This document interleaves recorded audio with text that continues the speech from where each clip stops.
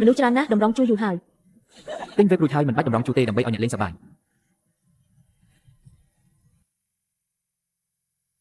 ឆាប់ឲ្យខ្ញុំមើលយ៉ាងនេះខ្លះស្អាតណាស់អ្នកពូកែថតមែន យើងពីរអ្នកថតមួយ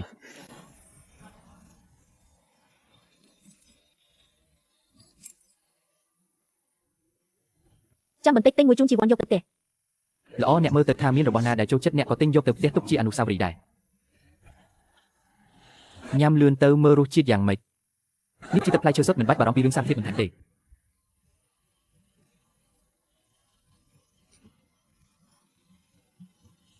ក់មើល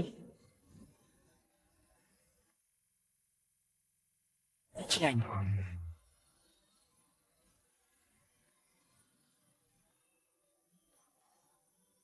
ហត់ណាស់ដល់លេងកើតហើយ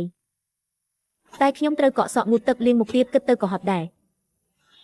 ចុះយើងត្រឡប់ទៅផ្ទះវិញស្អែកទេនឹកជីវ័នបន្តិចហើយ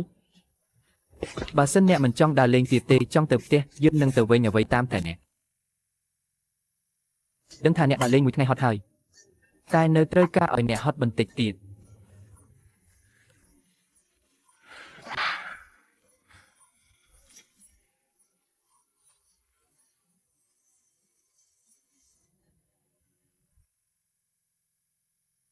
អញ្ចឹងអ្នកមើលសម្បត្តិយន្តហោះទៅយើងត្រឡប់ទៅវិញនៅពេលរសៀលស្អែកល្អទេ ល្អឲ្យខ្ញុំអប់បន្តិចទៀតសិន